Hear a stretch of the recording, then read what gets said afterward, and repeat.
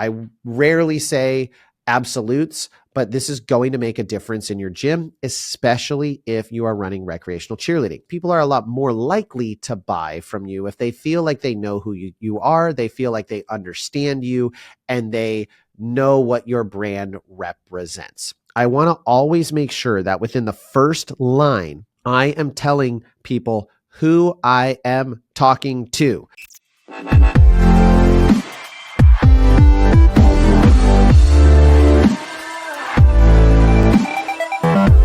Hello, everyone, and welcome to another episode of the Cheer Biz Podcast. I'm your host, Dan Cotton, and today we are going to be diving in ways that I am increasing my recreational class enrollment right now. Now, before we get into the episode, if you are a Cheer Gym owner, head on over to Cheer Gym Owners on Facebook. If you're a coach, head over to All Star Cheer Coaches and Owners, or if you're a coach and owner, make sure you're in that group.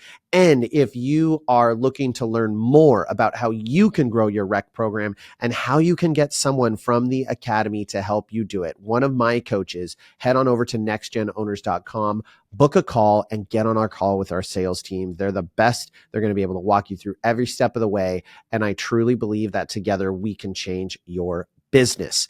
Now, for those of you who don't know me very well, my name is Dan Cotton. I am the owner of Oregon Dream Teams. I've owned this gym for over 12 years. We've been in the same location that entire time, and we have varied in recreational enrollment. We've gone from when we started, where it was $5 to drop in for a class, to where we are now, where we have over 155 kids on monthly reoccurring subscriptions in our recreational program and growing. And we're actually on a mission to grow that to 200. Now, in my gym, in my area, that's actually a pretty big footprint. Now, I know some of you are listening and going, man, that's nothing. I got 600 recreational kids. And to you, I say, high five.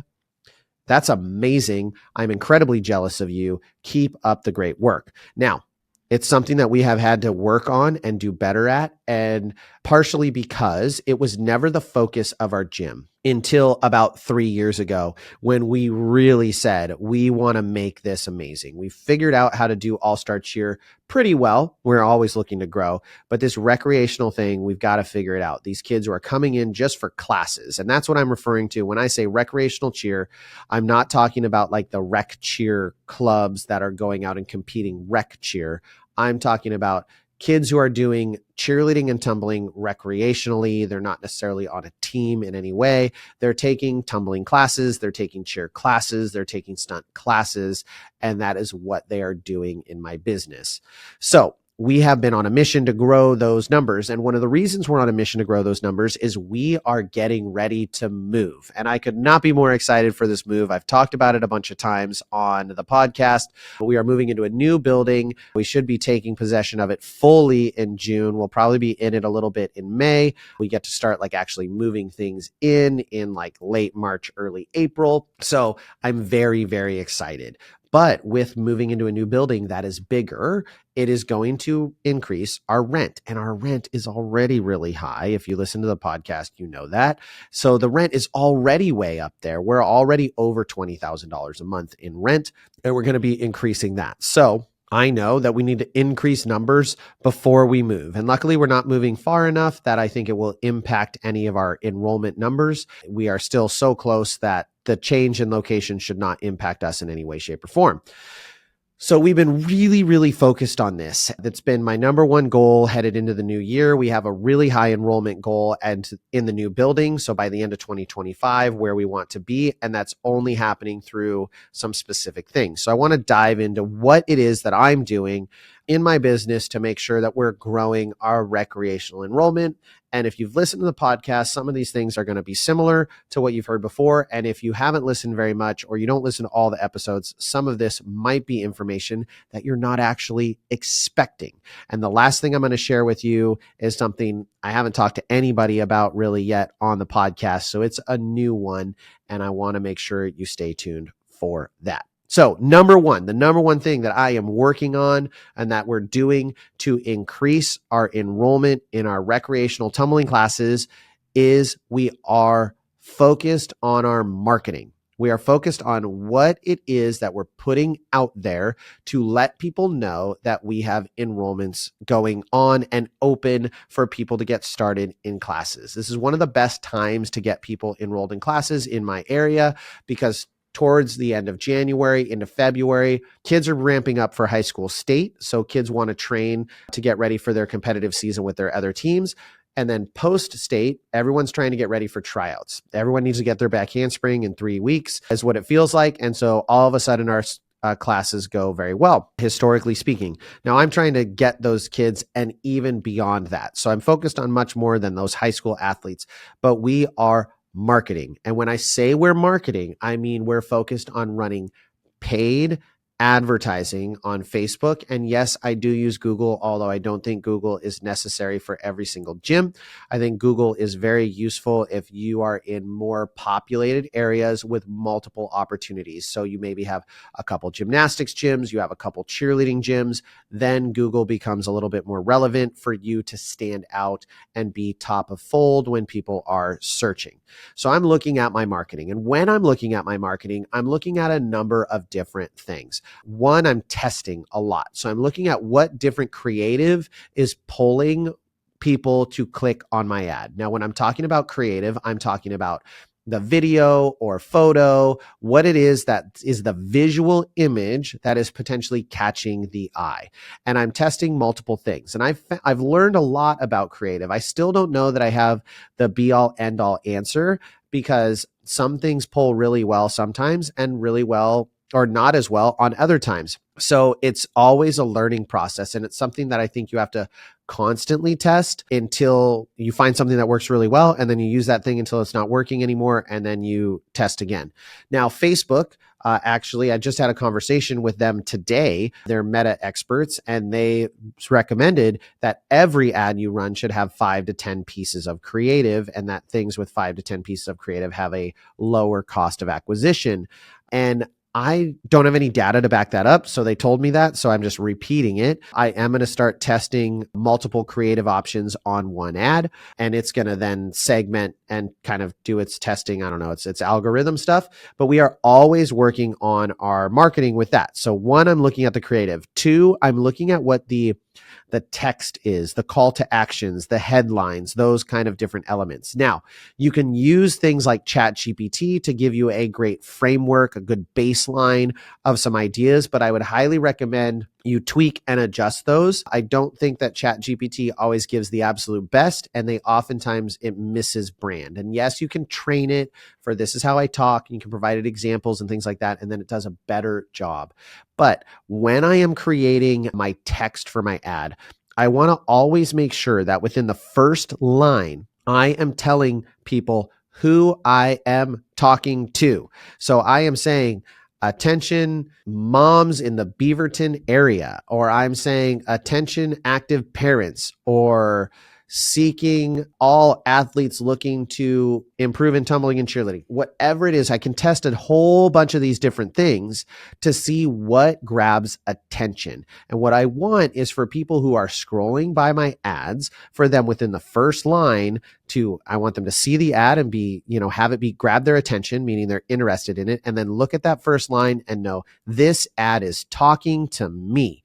And then somewhere in there, I want to try to say, this is the problem that I solve. So for this right now, we create strength and confidence and fitness through the sport of tumbling and cheerleading. And so I'm going to be testing those things and always working on them, always refining them, always trying to find ways to improve it. So I'm getting a higher return on my investment and utilizing that really well. Now, that said, I'm also, when it looks at marketing, one of the things I'm really focused on right now is realizing that clients are not really taking the linear journey that they were 3 to 4 years ago, where you would see a customer consistently, they would, click on an ad, they would engage with that ad, they would buy the product, and that was it. And now we're seeing people who will click on an ad, then they'll go visit your Facebook page, then they'll look at your YouTube page, then they'll go to your TikTok, then they'll go to your Instagram, and they will have multiple touch points throughout to kind of like learn who you are and see if they can get a feel of your company. And I think this is actually even more common in what we do in cheerleading and tumbling, because these are people who are bringing their kids to you. So they're going to actually probably have a number of touch points via TikTok, via YouTube, via Instagram, via Facebook. If you don't do anything else, do Facebook and Instagram. If you're going to add one more, do YouTube. If you're going to add one more, do TikTok. You can have a bunch of different expanses, but people are going to have a number of different touch points, and you have to make sure that you're consistently kind of posting and engaging. So that's one of the things I'm trying to do, is create more content for my cheer gym. I do a great job creating content for Next Gen. Obviously, you're listening to some of my content right now, but doing things more like this. I don't know that I'll ever do a podcast necessarily for the gym, but more things like this where people get the opportunity to feel like they know me, because people are a lot more likely to buy from you if they feel like they know who you are, they feel like they understand you, and they know what your brand represents. So I'm focused on those things in my marketing, creating interwoven marketing channels because people bounce around, and refining what it is I'm doing in my paid marketing and making sure I'm getting the highest return on my spend. And I'm doing that through my creative and my descriptions. And then the next thing I'm focusing on, which is frequently missed, but I've talked about it before, is your landing page. Where are you sending people after you market to them? And this is a personal pet peeve of mine, because I think we do a really poor job of it in the cheer industry. Jackrabbit and iClass are great softwares. They're awesome. They are not a landing page. GoMotion is not a landing page. They're not a landing page. Please stop using them as such, because someone clicking on your advertisement, going to a landing page, they don't know you yet, generally speaking, or they don't know you that well. So if you're directing them directly to iClass and saying, thanks for clicking on my ad, create an account and sign up, you might get some people, but those are the low hanging fruit. Those are the people who already knew about you, who know they want you, or they're just really impulsive buyers. Otherwise, a lot of people are not going to be engaging. They're not going to buy, especially not after clicking on your ad for the first time. So what we can do is we can create a landing page, which again accomplishes some of the things I was already talking about. In the top of fold, we want to make sure that we're telling them, hey, I'm talking to you. This is what we do. This is the problem that we solve. This is why we're great. Some sort of a social proof in there, testimonials, things like that, all really early on, because people are far more likely to buy from brands that they have trust for due to having testimonials. So if you can actually get true testimonials on your landing page, you're going to see your conversions go up. Really focusing some attention on that landing page can be incredibly important. Now, I know a lot of you don't have landing pages. You need to. It is not a you should, it's a almost you must. I rarely say absolutes, but this is going to make a difference in your gym, especially if you are running recreational cheerleading. And a landing page is not a page with 92 different products that people have to pick from. You're looking at a landing page that is promoting specifically the product that you want. We don't want to create information overload for our people. So if they're going to your landing page and they're seeing, I can sign up for a birthday party, or I can sign up for this camp, and I can sign up for this clinic, and I can sign up for this thing and this thing and this thing and this thing and this thing, and then none of them are really correlated, that gets a little bit confusing. Now, can you have a landing page that says we offer recreational tumbling, and these are some of the classes that we offer? Yes, you're providing education about that singular product that they can choose kind of within the menu, but we want to avoid having an overly complex menu. It makes things not enjoyable for the consumer. If you've listened to the podcast for any length of time, you've heard me talk about the Cheesecake Factory and how I hate their freaking 92-page menu, because it's anytime someone has that big of a menu, they're not good at anything. The one thing the Cheesecake Factory is really good at is cheesecake. And even then it's kind of mid in my opinion, but they're known for their cheesecake. They're the Cheesecake Factory. Everything else is like, I can get a burger, I can get orange chicken, I can get pasta, I get what are we doing here? So we want to make sure that our landing page is not doing that. Now, what a lot of you think of as a landing page is not a landing page. If you need help with this, I'm going to shameless plug. Contact Cheer Gym Marketing, book a call with the team, and figure out how we can provide a website and landing page for you. You just need these things. They make a huge difference in your business. A singular website is not enough. a landing page. You actually can do a lot of damage with just having a landing page and no website, although I highly recommend you have both for a variety of reasons. That's a whole nother episode to dive into. And honestly, I need to have Danielle on because she's the pro at this kind of stuff. But have a website, have a landing page, have your landing page designed to convert people to your product in a very specific manner. You also need to make it very easy to buy on your landing page. This is another huge mistake I see people making, is they're not making things easy to buy. Quick anecdote on landing pages. So I have talked about landing pages for a while. I've been playing with mine. I've been working on mine. I've been researching how to make my landing page better. I made a few minor tweaks to my landing page. I adjusted something that I'd had for a while where it was all just one page, and I actually made it into two, which I've always kind of been against, but I did that because I wanted to capture emails before people purchased so I could basically get kind of an abandoned cart option. I added all of those things I talked about being top of fold, my clear who I'm talking to, what we do, testimonial. I added all of that to the beginning of my landing page, started running an ad in January. On average, when we run ads and we run specials, we have 8 signups, something like that, maybe 9 in a month, never something crazy. Within the first week, we had 15 new registrations. And on top of the 15 new registrations, I had 25 new emails of people I could continue to reach out to who were warm leads, who had entered in some information, but not completed the purchase process. So I think this is absolutely a game changer, and it's something you need to focus on. My number 3 that I rarely talk about is you need to figure out what your special offer is for getting people enrolled in your recreational tumbling program. Now, what do I mean by a special offer? We talk a lot about paid trials in NextGen. I don't currently do a paid trial, and I don't think paid trials are bad at all. But if you're not doing a paid trial, or even you want to test something else out, I think this is highly beneficial for your gym.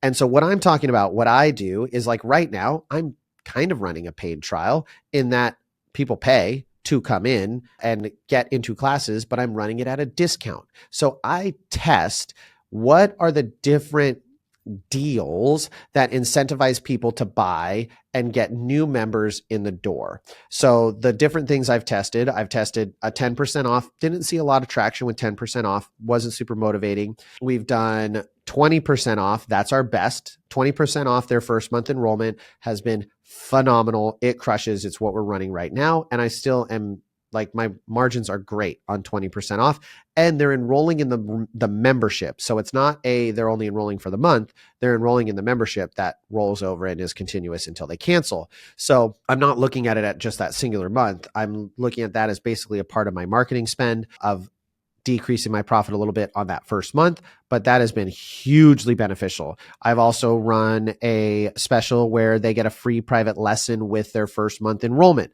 I've run free t-shirt. That doesn't really get anybody. And I'm currently in the process of coming up with some other specials and offers, and I don't even always run them. That's the crazy thing.